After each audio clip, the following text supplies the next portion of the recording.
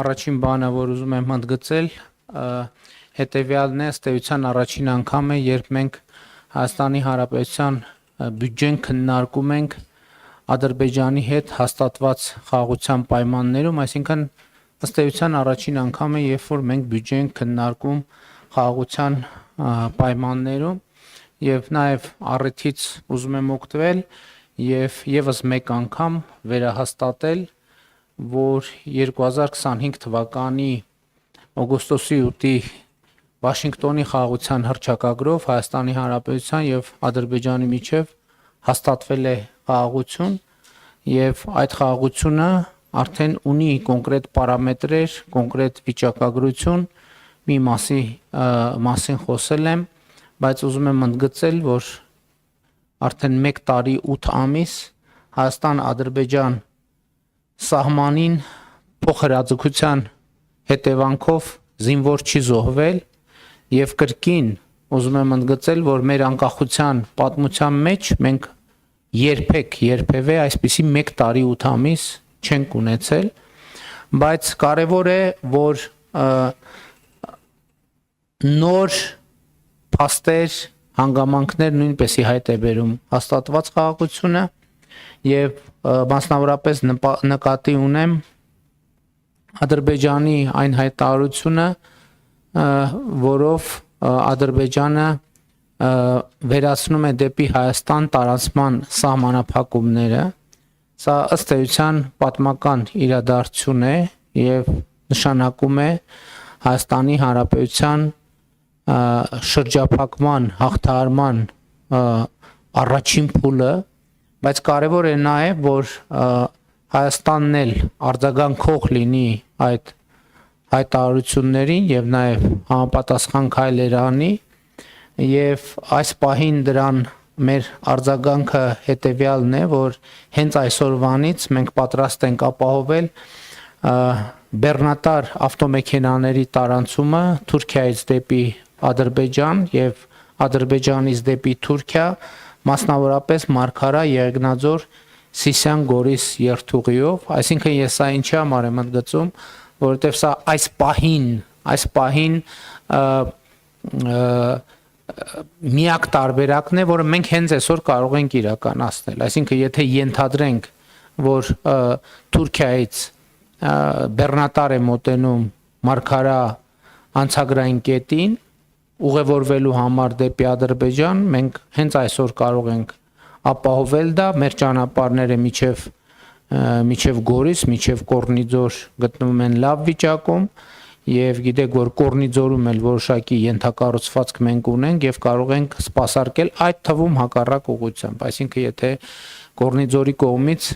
ադրբեջանական բեռնատար մոտենա եւ անցում կատարելու համար դեպի Թուրքիա, մենք հենց այսօր կարող ենք դա իրականացնել։ Ադրբեջանի հետ խաղաղությունն է մեր ամենօրյա աշխատանքի անբաժանելի մաս եւ այս առումով, քանի որ 2026 թվականի պետական բյուջեի նախագիծն են քննարկում, ուզում եմ ընդգծել, որ 2026 թվականը վճռական նշանակություն է ունենալու խաղաղության համար, որովհետև հունիսին տեղի ունենալու հերթական խորհրդարանական ընտրություններ եւ այդ ընտրությունները ըստ էության ունեն մի առանցքային հարց, որի պատասխանը պետքա տրվի եւ Հայաստանի Հանրապետության ժողովուրդը իր ընտրությամբ պետք է տեր կանգնի խաղաղությանը։ Սա ըստ էության այդ առաջիկա ընտրությունների առանցքային քաղաքական իմաստը եւ նպատակն է, համենայն դեպս կառավարության տեսակետից, բայց ոչ միայն կառավարության տեսակետից, պիտի ընդգծեմ, որ հարցը այդպես է եւ կառավարության տեսակետից եւ պատմական տեսակետից եւ բոլոր հնարավոր մյուս տեսակետներից, այսինքն 2026 թվականի խորհրդարանական ընտրությունների առանցքային հարցադրումը հետեւյալն է կամ անհրաժեշտությունը հետեւյալն է Հայաստանի Հանրապետության ժողովուրդը իր ընտրությամբ պետք է տեր կանգնի խաղաղությանը։ Հակառակը Հայաստանը յետ գլորելն է կոնֆլիկտի եւ ֆորպոստի տրամաբանության մեջ, ուզում եմ ընդգծել, որ խաղաղությանը տեր կանգնելով Հայաստանի ժողովուրդը տեր կկանգնի նաեւ իր անկախության այս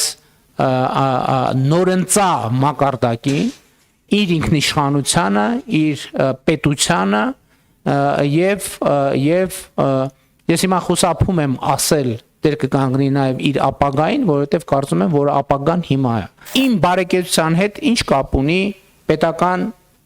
բյուջեի ծախսային հոդվածը։ Ես շատ փող ունեմ, ինձ համար դղյակ եմ կառուցում։ Աննկարագրելի դղյակ եմ կառուցում, հրաշք։ Հիմա կարող է լինել այսպիսի դեպք, այո, կարող է լինել։ Բայց կարող է կառուցել այդ քաղաքացին։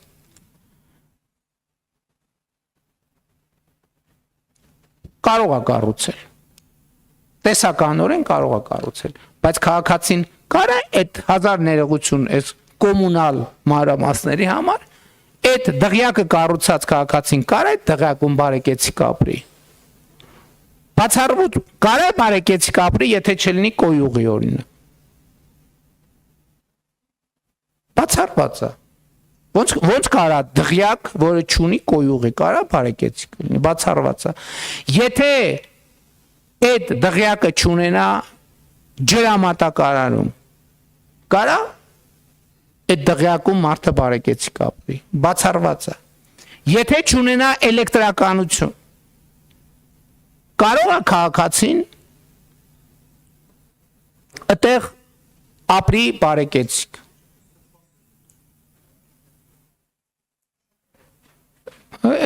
Դե էսա տպասերին էլ կան, չի կարող։ Հիմա եթե ենթադրենք,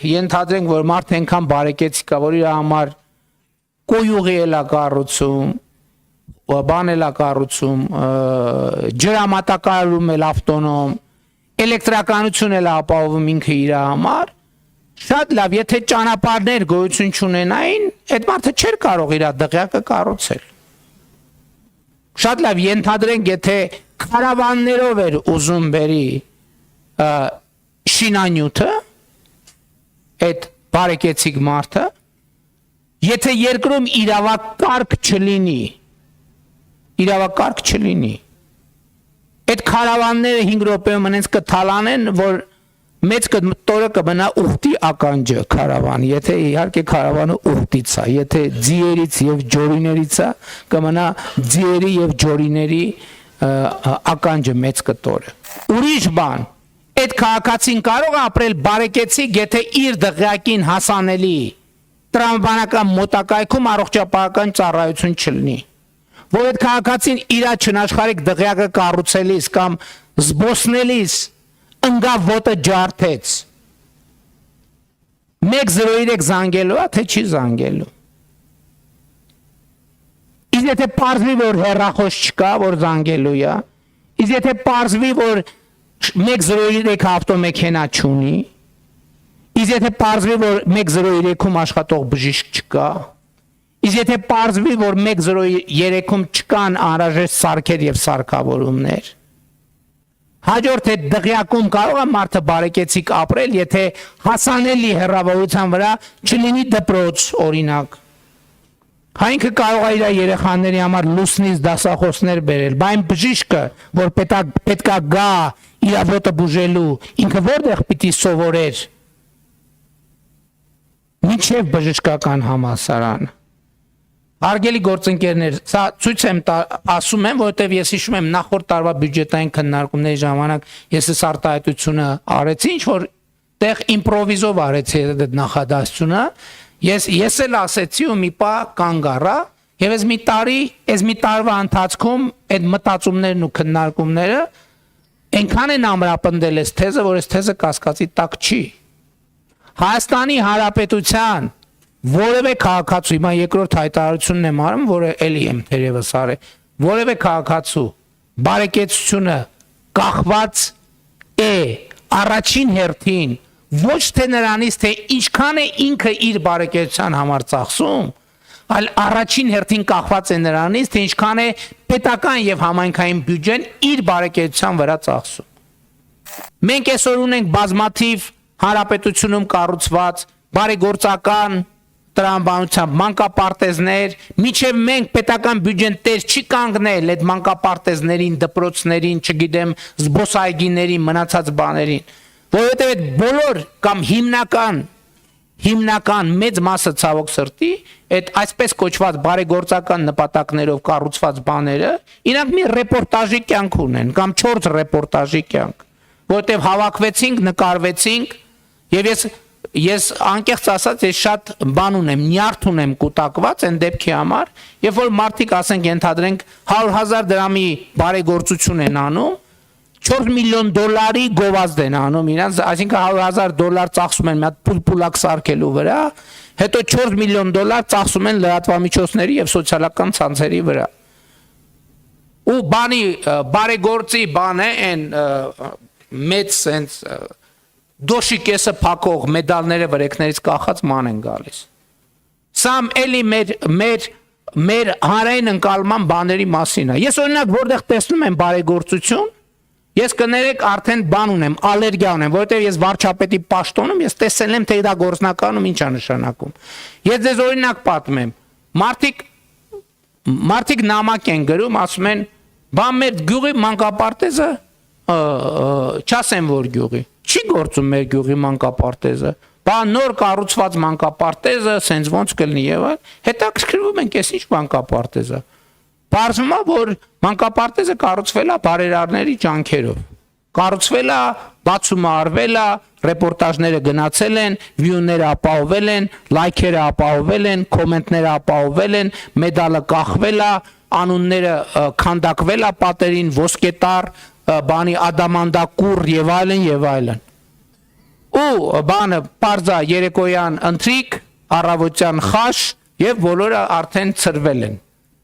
Եվ դրանից մի ամիս հետո մանկապարտեզը փակվել է, ինչու՞։ Որովհետեւ հոսանքի պարտք ունի։ Եվ պարզ չի ով պետք է վճարի։ Ջրի պարտք ունի։ Աշխատողները աշխատել են, բա ով է վճարելու իրանց աշխատավարձը։ Եվ այլն եւ այսպես շարունակ։ Մենք այսօր շատ մեծ տեմպերով զարգացնում ենք մեր բանակը եւ բայց նաեւ զարգացնում ենք մեր բանակի հայեցակարգը, որի վրա հիմնվում է մեր բանակը։ Եվ մենք ասում ենք, որ մեր բանակը Հայաստանի Հանրապետության միջազգայինորեն ճանաչված ինքնիշխան տարածքից դուրս խնդիր չունի լուծելու։ Եվ մենք նույնիսկ շատ կարևոր ենք համարում, որ մեր ամենօրյա աշխատանքային խոսակցության մեջ մարտունակ բանակ հասկացությունը վերափոխենք եւ վերաձևակերպենք պաշտպանունակ բանակ, որովհետեւ երբ որ ասում եմ մարտունակ բանակ, ինքը չի տեղորոշում այդ պոտենցիալ մարտը, որտեղ է տեղի ունենում կամ որտեղ կարող է տեղի ունենալ։ Մեզ համար շատ կարևոր է, որ մենք ընդգծենք այս կոնտեքստը, որ Հայաստանի Հանրապետության բանակը պետք է լինի պաշտպանունակ, այսինքն պետք է վիճակի լինի պաշտպանել Հայաստանի Հանրապետության տարածքային ամբողջականությունը, ինքնիշխանությունը, Հայաստանի Հանրապետության քաղաքացիների անվտանգությունը եւ ընդ որում ես ուզում եմ ընդգծել, որ սա միջազգային օրենքներով յուրաքանչյուր պետության պարտավորությունն է ապահովել սեփական քաղաքացիների անվտանգությունը, այդ թվում հնարավոր արտաքին միջամտություններից։ Եվ իհարկե բոլոր այս հարցերի վերաբերյալ մենք հիմա կարող ենք տարբեր հայեցակարգային հարցեր քննարկել պաշտպանության ոլորտի, կրթության ոլորտի, ցանկացած ոլորտի։ Շատ կարևոր է գնահատելով պետական բյուջե հասկացությունը արձանագրել, որ բացարձակապես ինչի մասին մենք խոսում ենք մեր հանրային օրակարգի, այդ բոլորը արտահայտված են պետական բյուջեի մեջ, այս կամ այն չափով։ Այսինքն, երբ որ մենք խոսում ենք պետական բյուջեի մասին, պետական բյուջեն մեր հանրապետության ամբողջ կյանքը կազմակերպելու մասին է։ Հանրապետության կենսագործունեությունը ապահովելու մասին է, ներառյալ յուրաքանչյուր քաղաքացու կյանքը եւ կենսագործունեությունը ապահովելու մասին։